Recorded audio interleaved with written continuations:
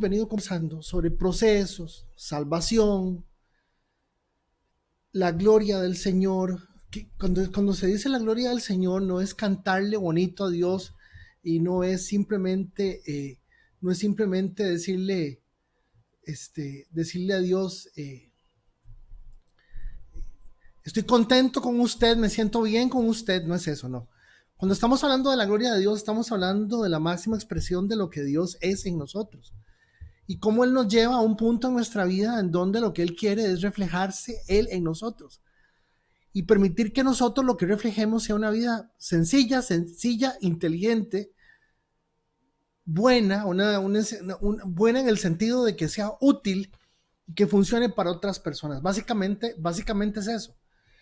Y, y ustedes saben que pues hemos venido conversando. Anoche hablamos sobre Agar y Ismael, Abraham, Sarai. Y recuerden que les dije que es cierto que podemos tomar la palabra de una manera en donde aquello nos está enseñando a nosotros qué es lo que Dios quiere mostrarnos a través de la lección que el patriarca vivió. Hoy vamos a analizar otro muy parecido, que es Jacob.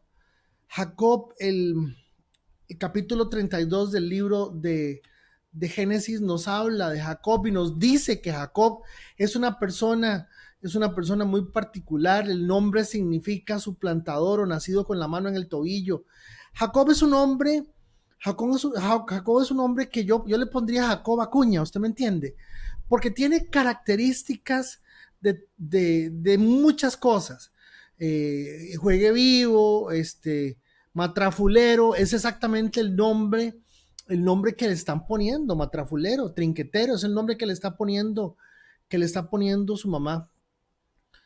Y yo quisiera que usted pueda hacer una reflexión con base en el texto que vamos a analizar y veamos un proceso, no sin antes entender que Jacob es una figura de Cristo y que lo que el Señor quiere es mostrarnos a Cristo en la experiencia del patriarca y que lo que el Señor quiere es que nosotros nos demos cuenta que lo primero que se revela es Cristo en ese momento y que de alguna forma no podemos dejar pasar lo más valioso y lo más importante que es Cristo. Por decirlo de una forma, así, en mis notas yo, por ejemplo, lo tengo así. Jacob es dulce, virtuoso, tiene una forma muy particular, lucha por su esposa hasta morir, 7, 8 años. Es perseguido por su hermano Esaú debido a las bendiciones que recibe de una u otra cosa. Lo mismo Jesús es la esencia de dulzura, santidad. También es odiado por los judíos porque recibe lo de Dios. Recordemos que Jesús, una de las razones por las cuales lo iban a apedrear es porque Jesús llega y dice, Padre mío, Padre nuestro. Y los judíos dicen, ¿cómo se le ocurre a este chavalo decir que Jesús es su Padre? Eso no se hace jamás. Entonces, en ese sentido, es que de alguna forma, yo quiero que usted vea que es una figura de Cristo. Jacob dice, por mandato de su padre, Jacob se va a buscar a su esposa a un país lejano.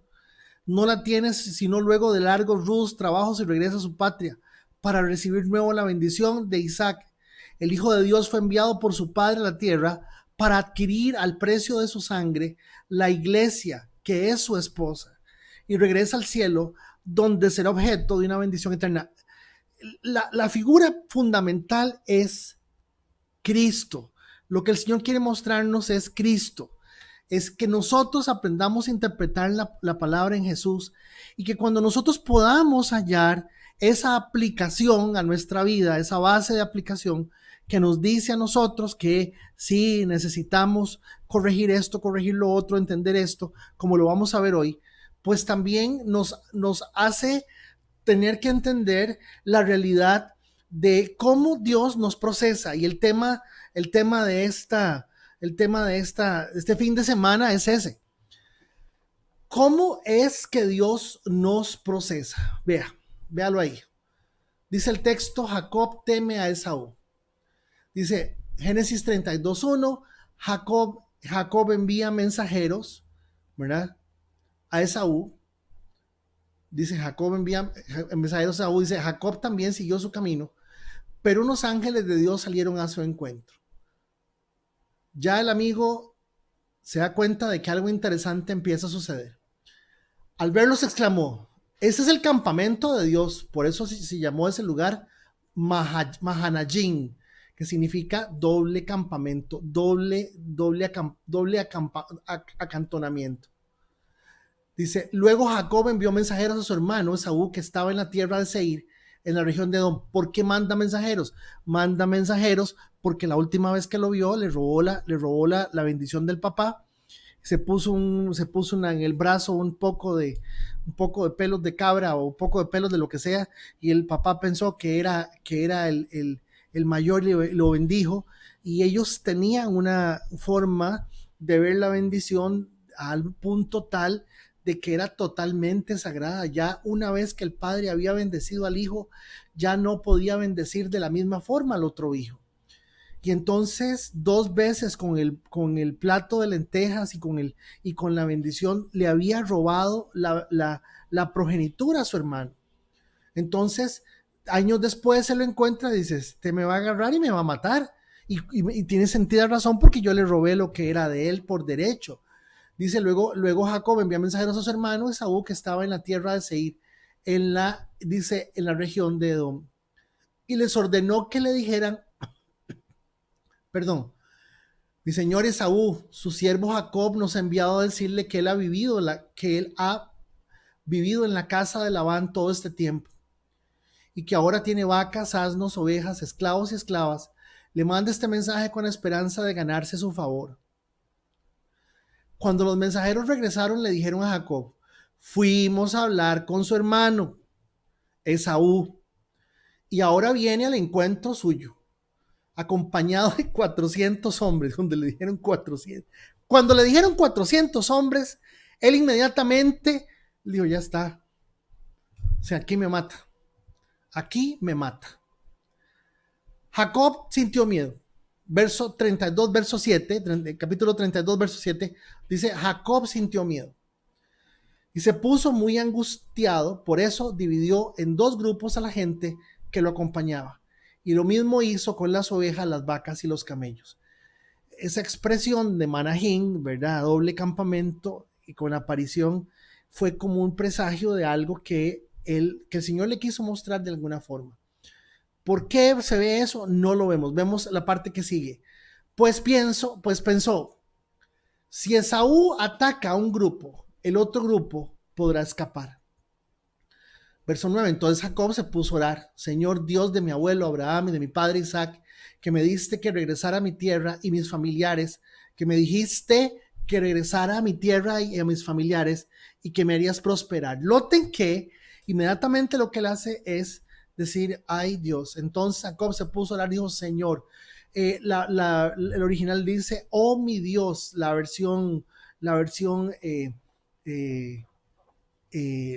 Rey Santiago King James dice, oh my God, dice, oh mi Señor, dice, realmente yo tu siervo no soy digno de la bondad y fidelidad con que me has privilegiado.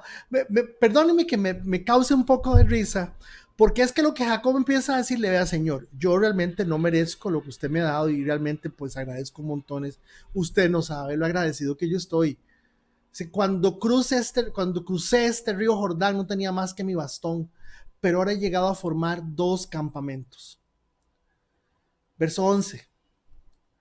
Dice, líbrame del poder de mi hermano Esaú, pues tengo miedo de que venga a matarme a mí y a las madres y a los niños. Tú mismo afirmaste que me harías prosperar, que mis descendientes serían tan numerosos como la arena del mar, que no se puede contar. Tú mismo dijiste que llegara hasta aquí y ahora no me van a venir a matar. Entonces, noten que tiene que los mensajeros llegan con la noticia de que son 400. Noten que el que la debe la teme y entonces él está pensando que el hermano le va a entrar a palos.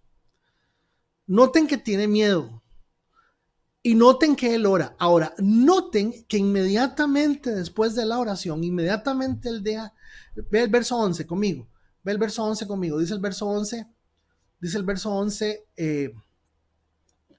líbrame del poder de mi hermano Esaú, pues tengo miedo de que venga a matarme a mí y a las madres de los niños.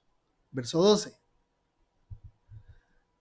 Tú mismo afirmaste que me harías prosperar y que mis descendientes serían como tan numerosos como la arena del mar que no se puede contar. Esa fue la oración. Entre el verso 12 y el verso 13 hay un espacio que no se narra. No se narra. En ese momento no se narra. Moisés, que es el escritor de esto, no está, dice que pasa entre un texto y el otro.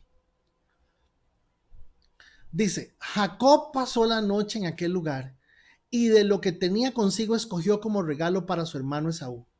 Verso 14. Dice 200 cabras, 20 chivos, 200 ovejas y 20 carneros, 30 camellas con sus crías, 40 vacas, 10 novillos, 20 asnas y 10 asnos. El hombre seguía aterrorizado. ¿Qué cosas hacemos cuando tenemos culpa, verdad? ¿Qué cosas hacemos la culpa todo lo que nos hace hacer? Y cómo la culpa nos hace actuar de una forma en donde creemos que podemos comprar de alguna forma lo que estamos haciendo. Bueno, pero todo esto tiene un significado que tiene que ser revelado en Jesús y sobre todo pues entender que había un precio que pagar en esto. 16. Luego los puso a cargo de los siervos y cada manada por separado y les dijo, vayan adelante, pero dejen un buen espacio entre manada y manada, por aquello de que vengan corriendo y los vayan a matar, ¿verdad? Interesante. Verso 17. Quédese con que lo último que él hace es orar y pedirle a Dios que, hey Dios, usted me dijo que viniera para acá y mi hermano ahora me va a matar. Dice, al que iba al frente le ordenó, cuando te encuentres con mi hermano Esaú y te pregunte de quién eres y de dónde te diriges y de quién es el ganado que llevas, le contestarás, es un regalo para usted, mi señor Esaú, que de sus ganados le manda su siervo Jacob. Además, él mismo viene detrás de nosotros. Y notemos cómo, de alguna forma, hay un sacrificio y hay un pago, un precio, un sacrificio que él tiene que dar. Hay un pago que él tiene que retribuir por lo que está haciendo. O sea, notemos que hay una consecuencia, y es una consecuencia muy interesante que él está asumiendo, que no deja de tener su peso y su valor. Verso 19. Jacob les dio la misma orden al segundo y al tercer grupo, y todos los demás que iban detrás del ganado les dijo, cuando se encuentren con Esaú le dirán esto, y añadirán, su siervo Jacob viene detrás de nosotros. Jacob pensaba, lo apaciguaré con los regalos que le llegarán primero y luego me presentaré ante él, tal vez así me reciba bien, o lo apaciguo o le estorbo para matarme con el montón de ganado y el montón de cosas que le mandó. Verso 32, 21. De esta manera los regalos lo precedieron, pero Jacob se quedó esa noche en el campamento.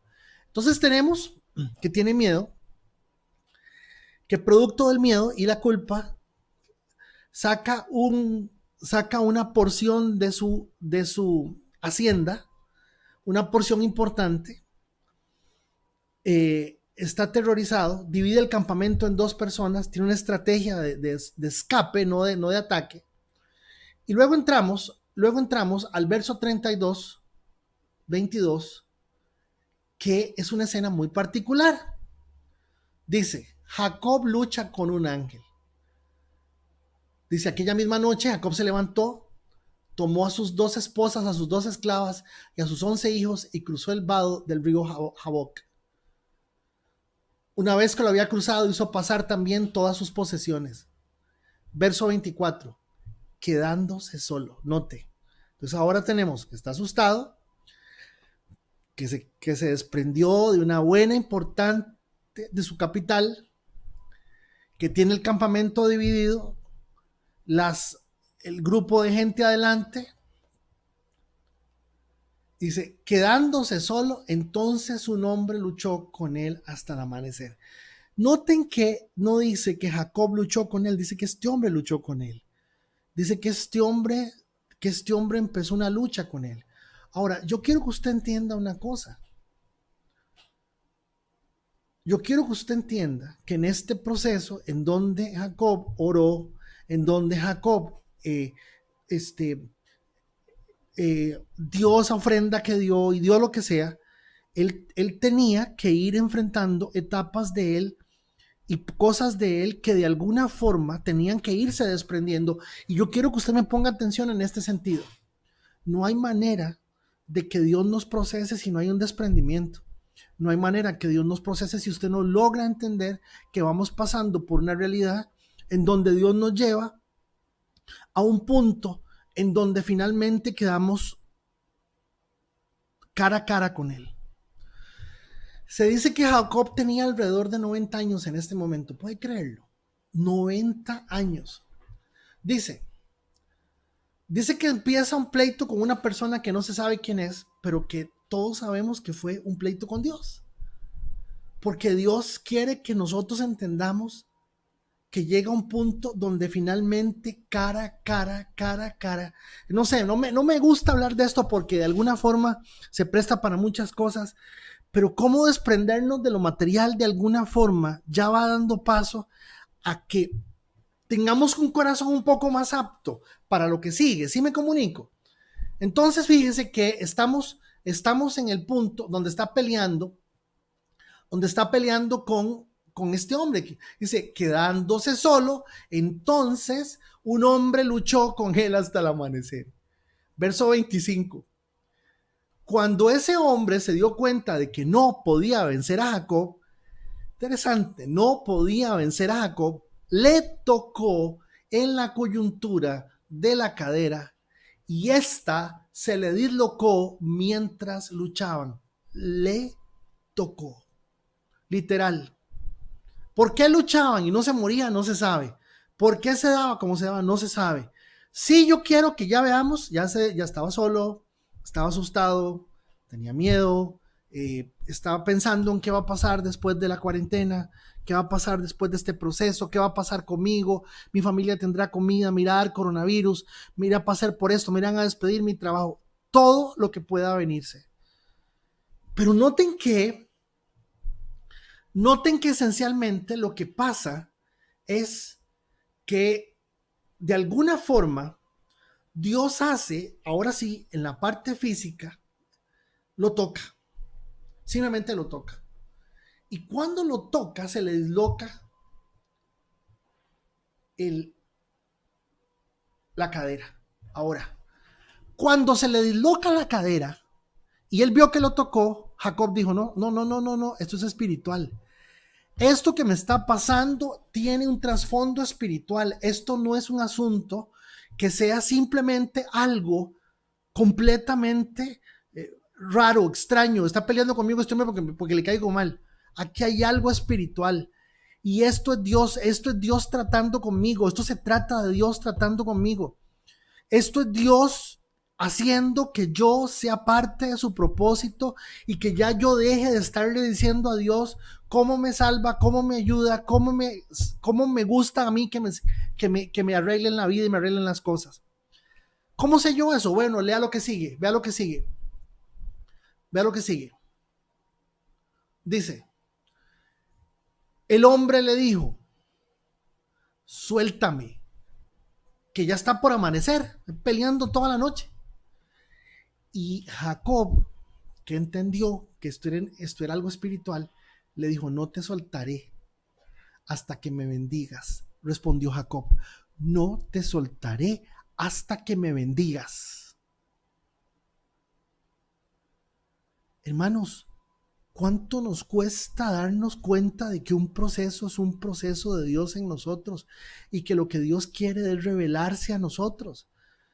La cadera se le dislocó y ahí sigue diciendo el texto que quedó renco. Pero ¿cómo nos cuesta? ¿Cómo me cuesta a mí entender que algo es algo de Dios y que tiene un trasfondo espiritual y que es espiritual? Bueno, resulta y sucede que en vez de darle inmediatamente la bendición, este hombre le dice a Jacob, ok, ¿cómo es que le dicen a usted? matrafulero, ¿verdad? ¿Cómo es que le dicen? Ok, yo quiero que usted me diga su nombre. Y ahí es el momento que yo quiero que usted me ponga atención. Ese es el momento en que el Señor nos dice y nos llama y nos pregunta, ¿cómo es que yo te conozco? ¿Cómo es que yo sé quién sos? ¿Cómo es que yo conozco tu vida? ¿Cómo yo te identifico? Como impostor, como matrafulero, como juegue vivo.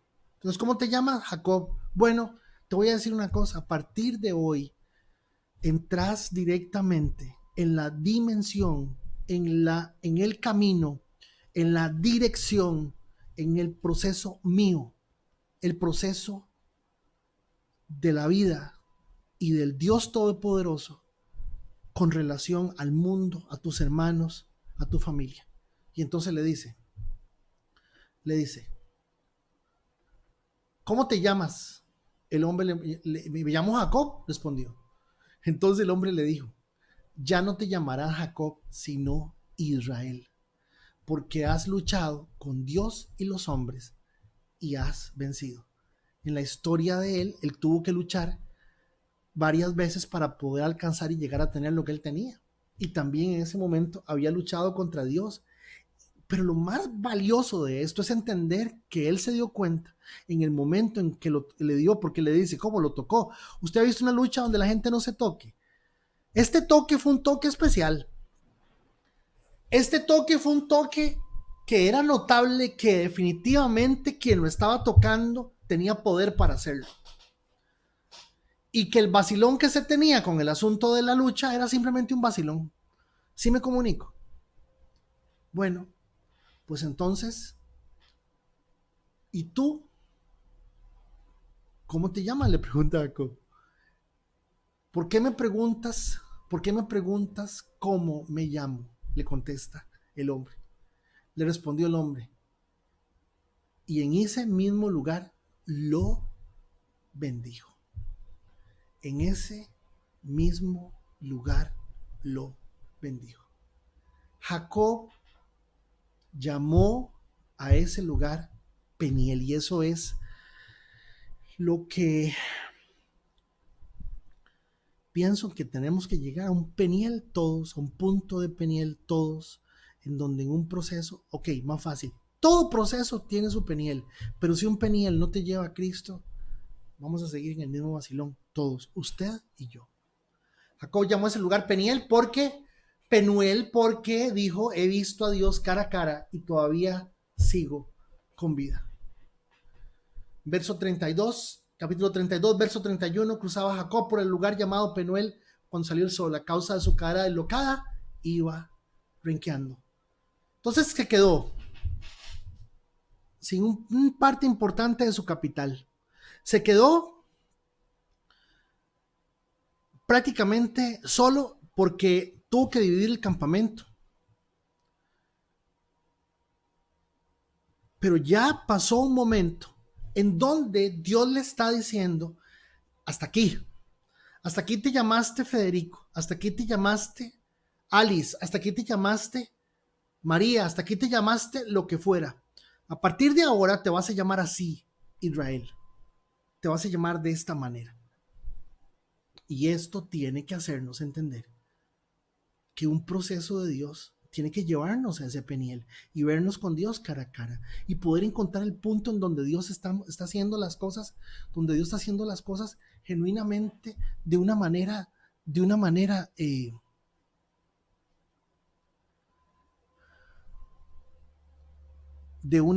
totalmente personal. Oremos, Señor, gracias. Gracias, Dios, porque nos cuesta muchas veces entender las cosas, pero necesitamos darnos cuenta que hay un proceso, que no se trata de cómo nos sintamos, pero que hay un proceso. Y que ese proceso de alguna forma tiene que llevarnos a un Peniel, tiene que llevarnos a un punto en donde seamos capaces de poder entender tu propósito en nosotros y no la suerte o beneficio simple de nuestra vida. Dios me los bendiga, que la pasen muy bien. Les suplico vehementemente que escuchen los audios, que escuchen este material, que lo puedan hacer en el nombre del Señor para que podamos ir creciendo juntos y poder ir aprendiendo.